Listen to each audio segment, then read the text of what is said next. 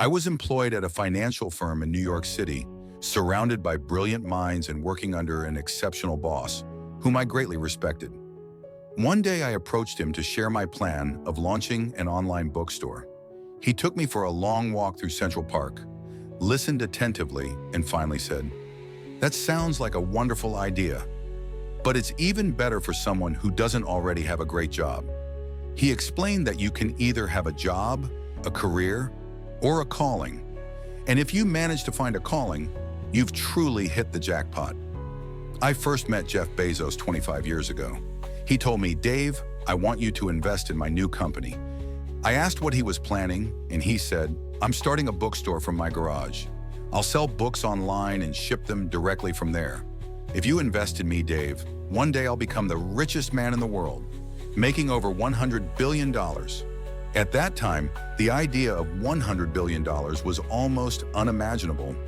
Entire countries didn't have economies that large. The national debt wasn't even close to that figure. Yet here was a 26-year-old with a garage and access to the internet, confidently proclaiming he would achieve it. Did Jeff know for sure he would succeed? Number. And neither did I.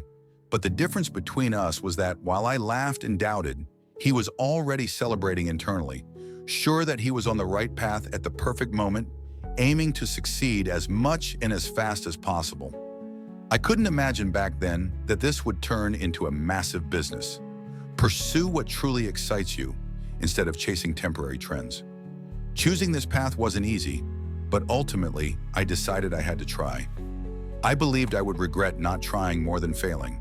So after careful thought, I chose the less secure road and followed my passion, a decision I'm still proud of.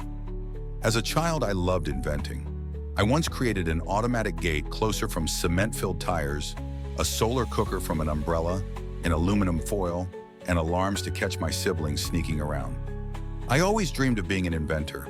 There's a military saying that resonates deeply with me: slow is smooth and smooth is fast. I've seen this principle at work throughout every venture I've undertaken. We are all given certain gifts, but what matters most are the choices we make. You can't take pride in the talents you were born with. They are gifts. But you can be proud of the hard work, discipline, and perseverance you choose to apply.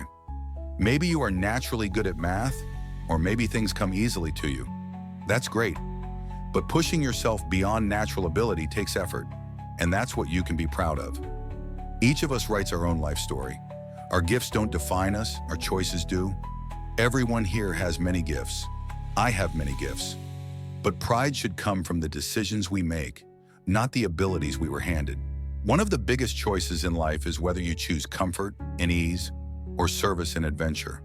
When you are 80 years old, you'll likely feel more pride in a life spent serving and exploring rather than one spent chasing comfort. There has never been a better time to be alive. The pace of innovation and opportunity is staggering. It's truly inspiring. Your life, your unique story, starts now. How will you use your gifts? Will you let inertia steer you, or will you pursue your passions? Will you conform to dogma, or will you dare to be original? Will you seek comfort, or will you seek service and adventure? Will you retreat in the face of criticism, or stay true to your convictions? Will you cover up mistakes or own them with humility? Will you shield yourself from the pain of rejection, or take bold action when you find love? Will you play it safe, or will you be a little daring when it's tough? Will you give up or stay relentless? Will you choose cynicism, or will you be a builder? Will you use your cleverness against others, or show kindness every chance you get? Each time you create something that empowers others to express their creativity, you are truly achieving something meaningful. If you find work you love, it's not just a job, it becomes a calling. Without passion, greatness is almost impossible. Think about it. Jules Verne, Mark Twain, Galileo, and Newton would have loved to live in our era, a time full of possibility and discovery. As individuals and as a civilization, we are blessed with tremendous gifts, but what will define you are not those gifts. It will be the choices you make.